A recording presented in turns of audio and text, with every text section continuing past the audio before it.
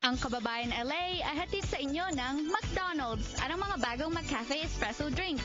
McDonald's na ba ang inyong bagong coffee house? Ang mga bagong McCafe Espresso drinks ay mabilis, masarap at mas mura pa. Kahit saan, kahit kailan.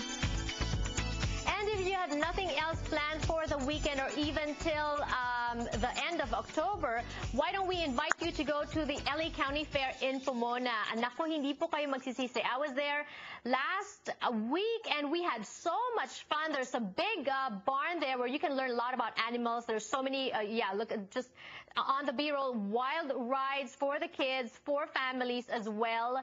Napakarami din pong mga circus games. Meron din po silang concert. Meron din pong mga shopping halls, even outdoor stuff that you can buy, spa, sauna, garden set, and then merong indoor shopping po where you get all the apparel, all the retail stuff.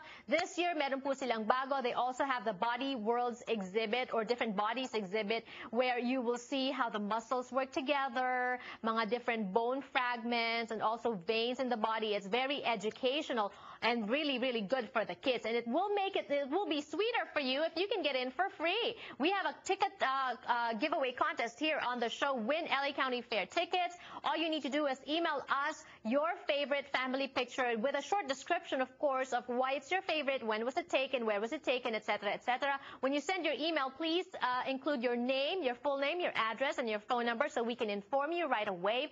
We will pick 3 winners to win 5 tickets each to the LA County Fair. And deadline for submission is on Friday, because we're going to be announcing the winner on Monday. Yan po sa Kababayan at la18.tv.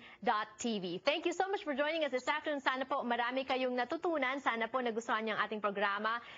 Marami pong natuwa dun sa Jazzmopolitan concert na ginanap last Saturday. So ibabalik po namin sa inyo si jazz keyboardist or jazz pianist Tatay Katindig. I'll leave you with his song and I'll see you again tomorrow.